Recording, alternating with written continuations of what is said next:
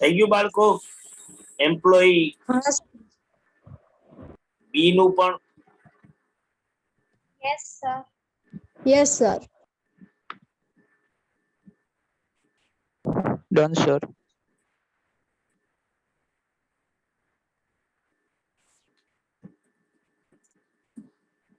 તો જો વર્કર બી માટે એ તો બધાય દિવસે 8 કલાક જ કામ કર્યું છે, એટલે કોઈ extra hours Monday to Friday માં ન આવે. બરાબર, ઓવર ટાઈમ નો તો કોઈ ક્વેશ્ચન નથી થતો, પણ સેટરડે છે 4 hours જ ઓફિશિયલ, પણ તો એ જો 8 hours કામ કર્યું છે તો બાકીના 4 hours જે વધારે કામ કર્યું છે ઓવર ટાઈમ ન થાય. એટલા માટે, કારણ કે વીકના એના જે ટોટલ આર્સ જે છે એ 48 થી વધારે થતા નથી. જો એ નોર્મલ ડેઝમાં 48 ની ઉપર પહોંચી ગયો હોત તો પછી સેટરડે જે વધારે કામ કર્યું છે એ ઓબ્વિયસલી ઓવર ટાઈમ તરીકે તમે ટ્રીટ કરત, તો એ એક્સ્ટ્રા આર્સ તરીકે આવશે, જેના માટે એને નોર્મલ વેજીસ જ મળશે. એને ટૂંકમાં એના માટે કોઈ ઓવર ટાઈમ કે મળશે નહીં. એટલે જે આ લખ્યું છે એક્સ્ટ્રિક કરીને પણ સમજાયું છે કે worker B has neither work more than 9 hours in any day nor more than 40 hours in week. તો વર્કર બી નું ટેબલ કંઈક આવું બનશે. બરાબર ભાઈ? हाँ sir. Yes, sir. हाँ सर. વર્કર બરોબર છે. વર્કર સી નું બનાવી નાખ્યું તમે? हाँ, sir. हाँ सर हाँ सर. हाँ सर. તો એમાં જુઓ, પેલા દિવસે એ 10.5 કલાક કામ કર્યું એટલે 8 hours નોર્મલ, 1 એક્સ્ટ્રા અને ઓવર ટાઈમ 1.5, જે ઇક્વિવેલન્ટ ટુ 3 hours થાય, એટલે ટોટલ 12 કલાક થાય. સર વોઇસ કટ 8 થાય છે. કલાક જ કામ કર્યું છે એટલે 8 ના 8 hours જ આવશે. સર વેનસડે એ પાછું 10.5 hours કામ કર્યું છે, તો 8 1 1.5 એટલે 3 hours ઇક્વિવેલન્ટ થશે. થર્સડે 9.5 છે એટલે અગેન સેમ વસ્તુ, 8 hours 1 hour અને 0.5 જે ઇક્વિવેલન્ટ ટુ 1 hour થઈ જશે. ફ્રાઈડે એ સર વોઇસ કટ થાય છે. વોઇસ થાય છે. Sir Sir. આવ્યો હવે?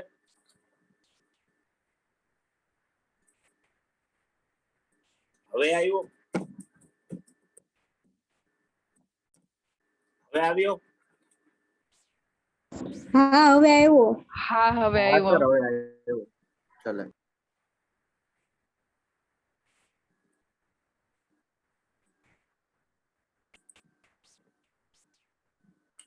તો ફ્રાઈડે સુધી તો કોઈ પ્રોબ્લેમ ન થવો જોઈએ ભાઈ, બરાબર ને?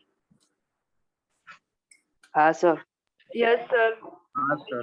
સેટરડે માં ટ્વિસ્ટ છે, કારણ કે સેટરડે એ 8 hours કામ કર્યું, જેમાં નોર્મલ વર્કિંગ આવર તો 4 જ થાય. એટલે જો સેટરડે ની કોલમમાં 4 લખું ને તો 44, અને બીજા 4 કલાક એ ઓલરેડી વીકડેઝ માં કરી નાખ્યા છે, એટલે 48 hours થઈ જ ગયા છે. એટલે હવે જો એ વધારે કોઈ કામ કરે તો એ બધું ઓવર ટાઈમ જ કહેવાય. એટલે જે એક્સ્ટ્રા 4 hours કામ કર્યું છે એ એક્સ્ટ્રા hours માં નહીં આવે, એ ઓવર ટાઈમ માં આવશે. બરાબર, જે ઇક્વિવેલન્ટ ટુ 8 hours થશે. બરાબર, એટલે એને આટલા કલાકનું નોર્મલ વેજીસ આપવું પડે, જે આ બી માં નહોતું થતું, કારણ કે બી ના અંદર એના કલાક જે છે એ ટોટલ જ 44 થતા હતા વીકમાં. એટલે જે એક્સ્ટ્રા કામ કર્યું એ 48 hours થી ઓછું હતું, એટલે પૂરેપૂરું એક્સ્ટ્રા hours માં વયું ગયું, એ ઓવર ટાઈમ ના અંદર આવ્યું નહીં, જે સી ના અંદર આવી ગયું. બરાબર છે બાળકો? हाँ sir. Yes, હા sir. સર. हाँ હવે જો એ લોકોનું વેજીસ ગણીએ, તમને બહુ ચોખ્ખું સર કીધું છે. વોઇસ વોઇસ કટ થાય છે. કટ થાય છે. સર વોઇસ તો કટ કરું. હવે જુઓ જોઈ, આવ્યો? હા સર. આવ્યો ને અવાજ? તો હવે હા સર. हाँ, sir. વર્કર એ જે છે એ 100 રૂપીસ 8 કલાકના ડેઈલી વેજીસ ઉપર છે, તો એનો બેઝિક વેજીસ કેટલું થાય પર આર? 25 રૂપિયાનું. સોરી 200 રૂપીસ છે ને, 100 નથી. 200.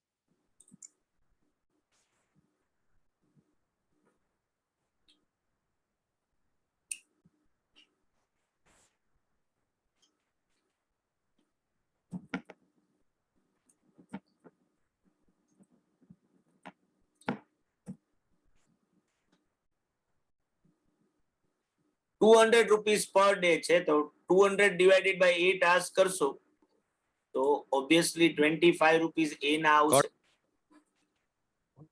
હા સર કટ આવે છે કટ અવાજ? થઈ છે. અવાજ આવે છે હવે? હવે આવ્યો? કટ થઈને આવે છે.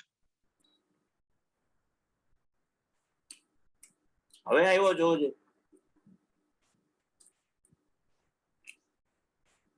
હા સર હવે આવે છે. આવે છે ને બધાને? કોઈ પ્રોબ્લેમ નથી ને ભાઈ? બાળકો ના હા, સર સર, બરોબર આવે આવે છે. છે. હવે હા સર આવે છે બરાબર રીતે. તો બી માટે બેઝિક રેટ કેટલો થાય ભાઈ?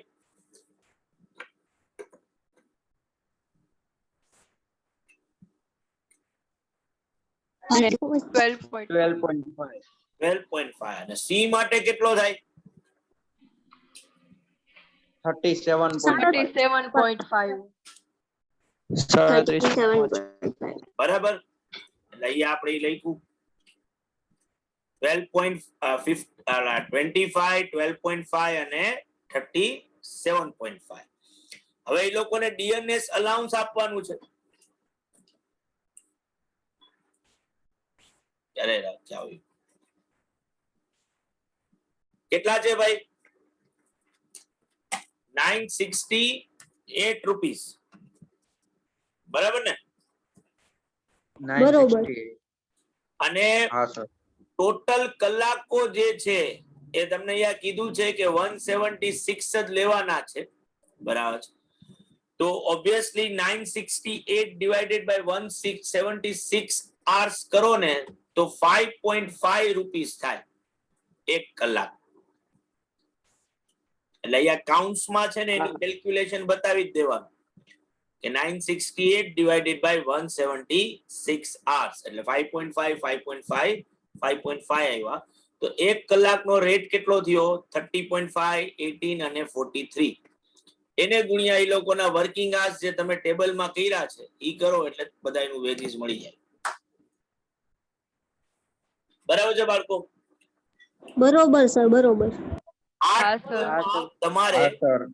અહીંયા કાઉન્ટ્સમાં આ લોકોએ લખ્યું નથી પણ તમે લખી નાખજો 976 કેટલું હતું? 968 divided by 176 hours. હા સર. Okay sir.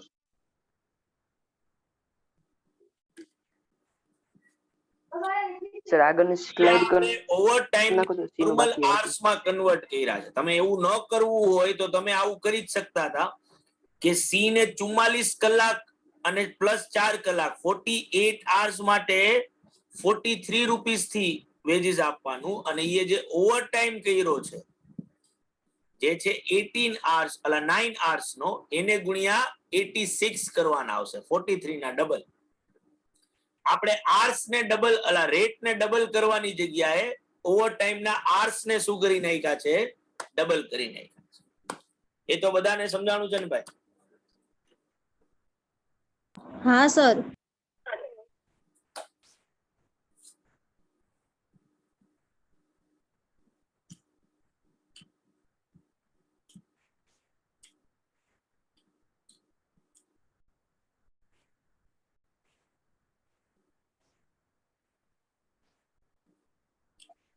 સર આગળની સ્લાઇડ કરી નાખો છો. એ બાકી લખવાની. મેં બધાએ હા પાડી કે થઈ ગયું એટલે તો ભાઈ આના ઉપર આવ્યા. લખવાની બાકી હતી એમ.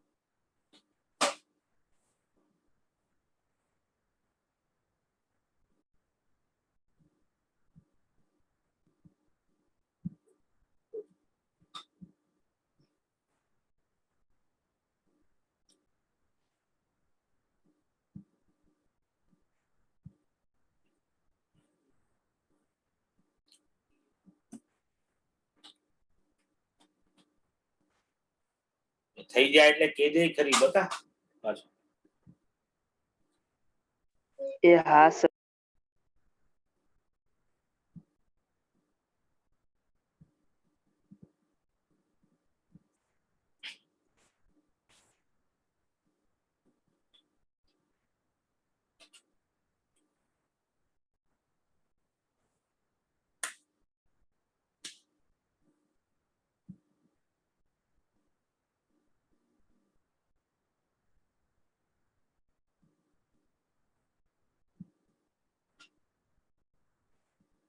Done sir.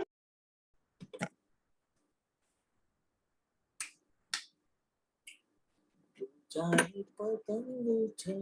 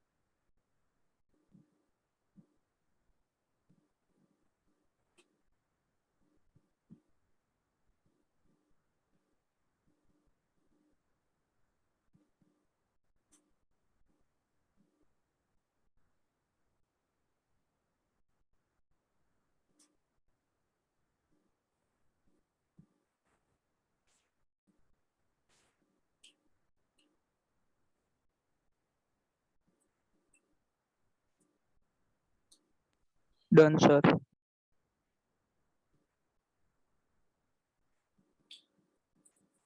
બધાને ભાઈ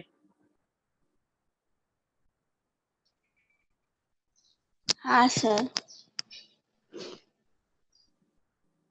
કોઈ બાકી નથી ને ડન સર. બધાને સમજાણું એ ખરી ને ભાઈ.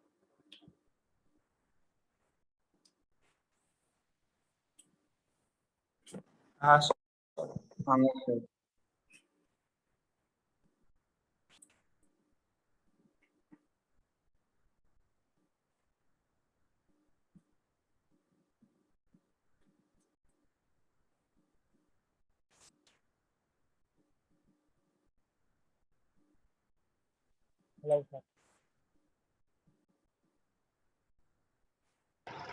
હેલો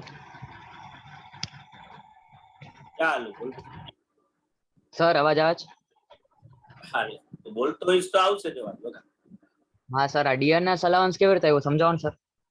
968 રૂપીસ એક મહિનાના ક્વેશ્ચન માં આપ્યા છે બકા, અને કીધું છે એક હા મહિનાના સર. કલાકો લેવાના 176. ડીએનએસ અલાઉન્સ વર્કરે કામ કર્યું હોય ન કર્યું હોય એ લોકોને આપવાના છે જ, એ લોકોના કામના પ્રપોર્શન. તો આર્સ કેટલા લેવાના sir? 968 rupees divided by 176 hours કર એટલે તને પર આર રેટ જે છે નો મળશે, જે આવશે ઓકે સર. 5.5 રૂપીસ નો.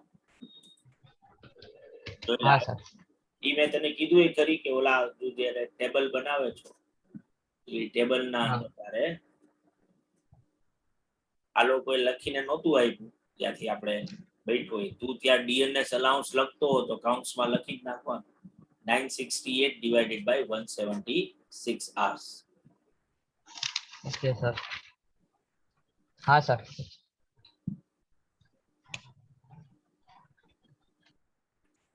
સમજાઈ ગયું સર. અરે ગુડ. તો બાળકો તમને ઓલો હોમવર્કમાં મેં ઇન્ડિવિજ્યુઅલ વેજ સિસ્ટમનો અને ગ્રુપ પ્લાનનો ક્વેશ્ચન આપ્યો હતો. એનો આન્સર મેં તમારા ગ્રુપમાં શેર કર્યો હતો. પેલા તો એ આન્સર બધાને સમજાણો ભાઈ, જો કોઈ હા સર. જો એવી ટ્રાય કરી હોય.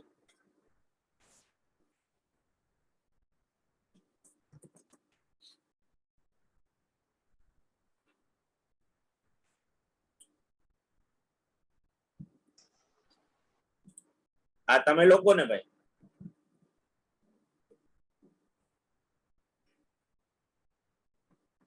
હા સર.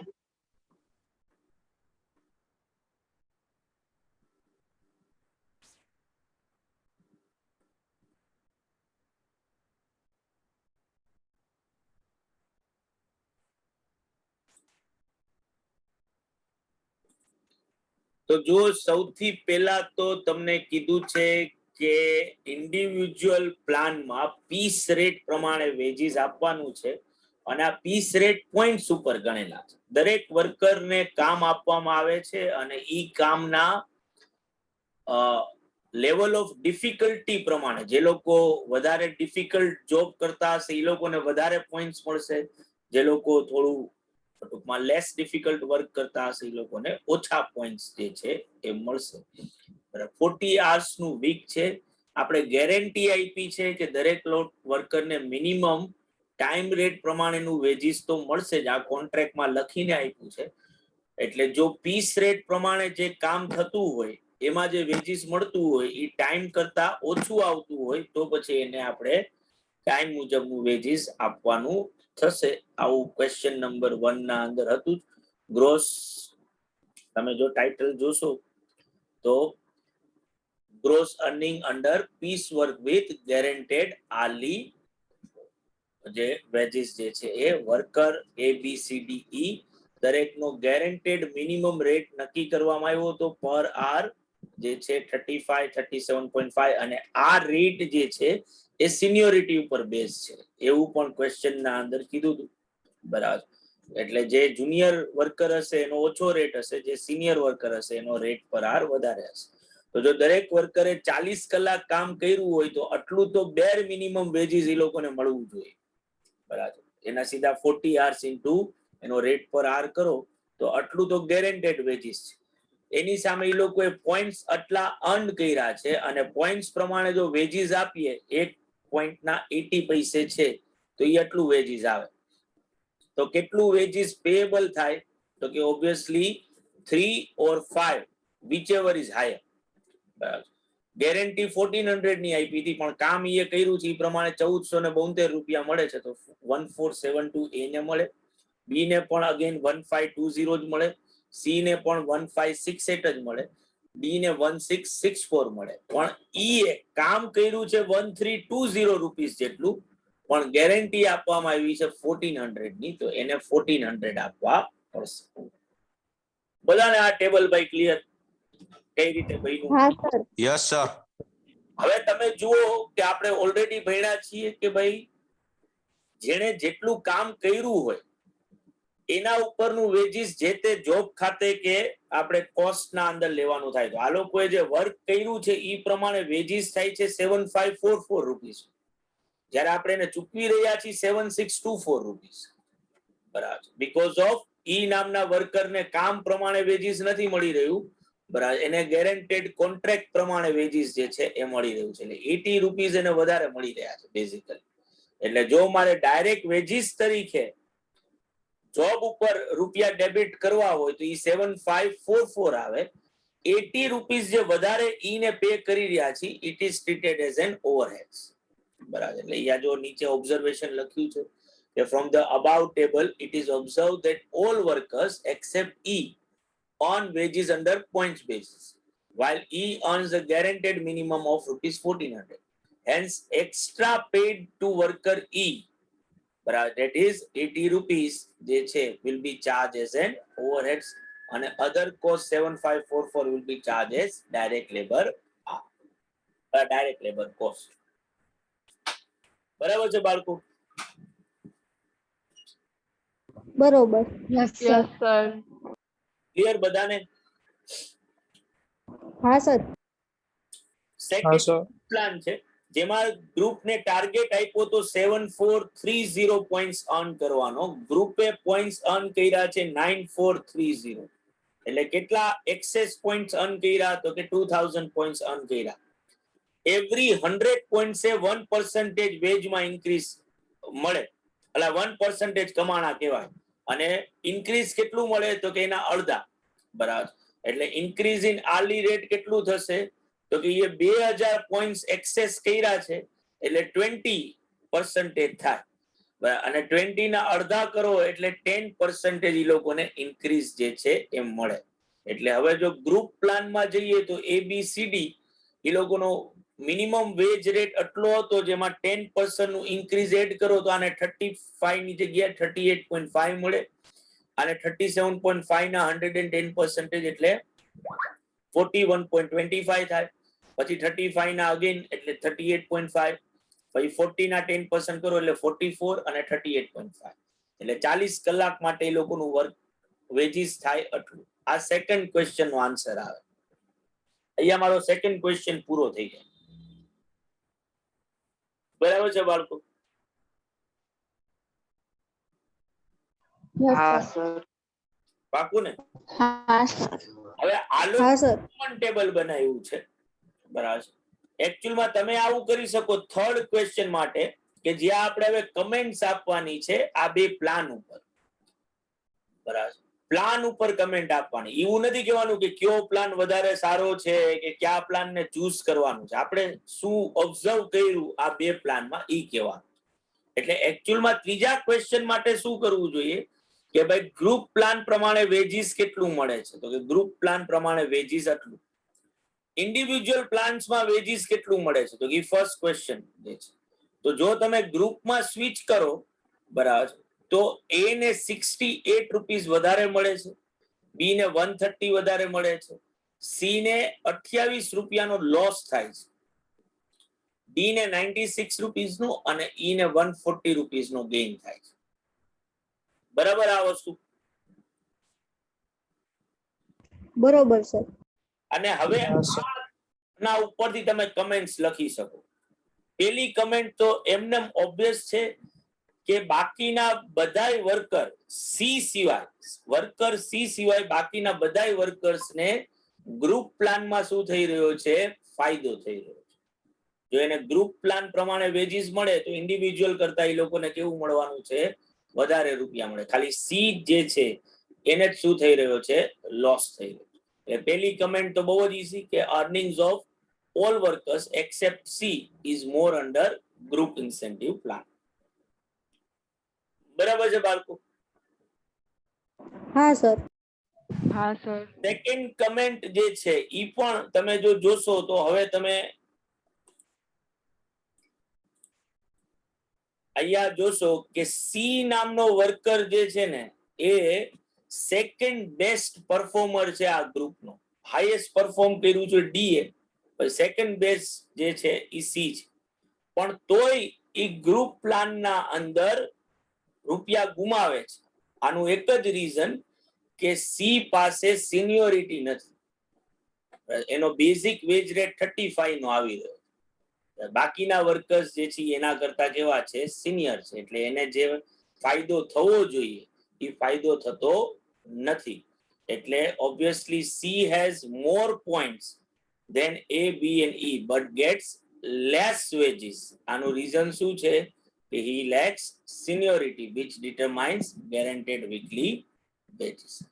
અને ત્રીજું વસ્તુ આના ઉપરથી કે ઈ નામનો ભાઈ સૌથી નકામો ભાઈ છે. જો સૌથી આ ગ્રુપનો કોઈ વર્સ્ટ પરફોર્મર હોય ને તો ઈ છે. પણ તોય એને વેજીસ જે છે એ મળી રહ્યું છે અને બધા કરતા વધારે ફાયદો ઈને થઈ રહ્યો છે ગ્રુપ પ્લાન. જો એને 140 પ્લસ મળી રહ્યા છે. આનું એકનું એક રીઝન, બરાબર, કે ભાઈ જે વેજ સિસ્ટમ જે છે ગેરંટેડ વેજ રેટ ઉપર નક્કી કરવામાં આવેલી છે, એમાંય પાછા 10% નું ઇન્ક્રીઝ એને મળી રહ્યું, બરાબર. તો ઓબ્વિયસલી ઈ ઇનએફિશિયન્ટ હોવા છતાં પણ ગ્રુપ પ્લાનમાં શું કરી રહ્યો છે? ગેઇન કરી રહ્યો. બરાબર છે બાળકો? બરોબર સર. હા સર. હા સર. Yes sir. તો આ આપણો હોમવર્ક નો ક્વેશ્ચન જે હતો એ આપણે કર્યો ભાઈ. હા સર. બધાને સમજાણું ને ભાઈ? હા. હા સર. તમે બધાએ ગણી લીધો હશે ભાઈ, એવું માનું છું. ખાલી ફોટો જોયો નહીં હોય, ગણવા પાછળ તમે ટાઈમ જે છે એ આપ્યો હશે. પાકું? હા સર. હા સર, થઈ ગયો છે. હા સર. ઓકે, તો આવજો બધા ભાઈ. કાલે જ્યારે આવજો.